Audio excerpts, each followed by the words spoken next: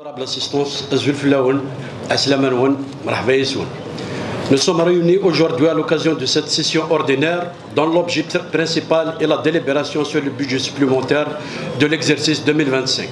Un exercice, permettez-moi de le dire d'emblée, qui s'apparente moins à une gestion proactive des affaires publiques qu'à une tentative timide et incertaine de colmater les brèches d'une situation économique affaiblie par la dépendance chronique à une rente désormais aussi incertaine que stérilisante. Permettez-moi, chers collègues, de prendre la parole aujourd'hui et se focaliser sur le rôle premier de cette institution et cette recette plutôt que sur la manne dérisoire de 46 milliards de centimes à répartir. Je crois sincèrement que les élus de cette Assemblée ont tout dit et ont tout fait pour diversifier les ressources. Alors il me semble éminemment important de rappeler le rôle d'une Assemblée populaire de Wilaya pour deux raisons essentiellement. Premièrement, cette institution n'est ni une antenne de service social, ni une cellule d'écoute, de détresse et encore moins une tribune de populisme.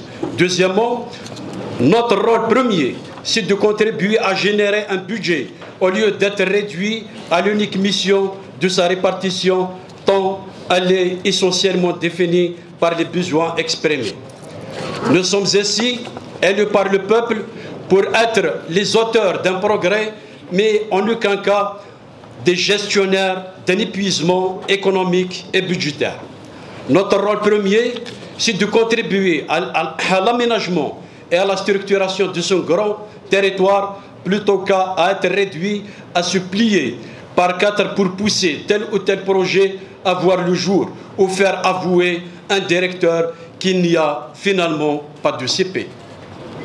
La vocation première de cette Assemblée, c'est de donner des perspectives d'avenir pour cette wilaya et ses habitants, pour faire dans la gouvernance de prospective au lieu de gestion d'urgence. Personne ne parle, ou alors personne ne veut parler de l'horizon 2050. Toutes les problématiques qui devraient être posées sont soit ignorées, soit balayées d'un revers de la main. Qu'est-ce que sera Tizi Ouzou d'ici 2050? Comment seront ces villes et villages? Quelles routes vont contenir ce parc carrossant de voitures d'ici 2050? Comment seront et comment doivent être construites nos écoles? Quelles infrastructures sanitaires vont accueillir la population de 2050 et j'en passe? Alors nous tourner sérieusement vers l'avenir et prendre ne serait-ce que 2 secondes pour se mettre dans la cervelle que les besoins exprimés hier ne sont toujours pas satisfaits aujourd'hui. Alors que les exigences de l'avenir ne sont même pas à l'ordre de la réflexion politique et de l'action institutionnelle. C'est une gouvernance de pansement par excellence. Chers camarades élus, vous savez autant que moi à quel point il est difficile de convaincre nos concitoyens que le budget pour les opérations d'intérêt général avait régressé la même année où la contribution minimale aux impôts a été triplée. Vous savez tous, autant que moi, à quel point il est difficile de convaincre nos concitoyens que le budget pour les opérations d'intérêt général, notamment l'aménagement des routes, avait régressé à la période même de la stricte application de la contribution pour le parc roulant, la fameuse vignette. La rationalité qui manque terriblement à la culture de gouvernance, c'est ne pas exiger uniquement des efforts, mais d'être aussi auteur de gestes et de messages forts, ne serait que pour rétablir la confiance entre population et institutions. Mesdames et messieurs, je ne viens pas porter un discours nihiliste, ni tirer vite la conclusion sur la volonté politique dans la wilaya de Tizi Ouzou, mais avoir des richesses et potentialités inexploitées, même ignorées, il devient difficile de se soustraire à cet état d'esprit. Je citerai à titre d'exemple un segment Mahgour. Mais avant cela, je voudrais rappeler la valeur notoirement internationale et historique de cette richesse.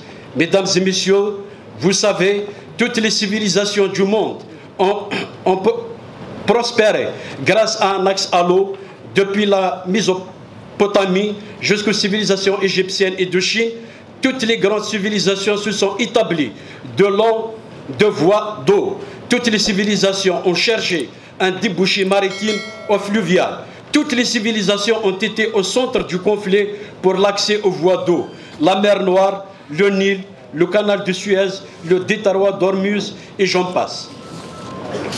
Et nous avons un don de Dieu, un immense cadeau du ciel, Battle, une grande porte sur la Méditerranée qui a permis à Rome de devenir un empire et à la civilisation grecque d'être escalée.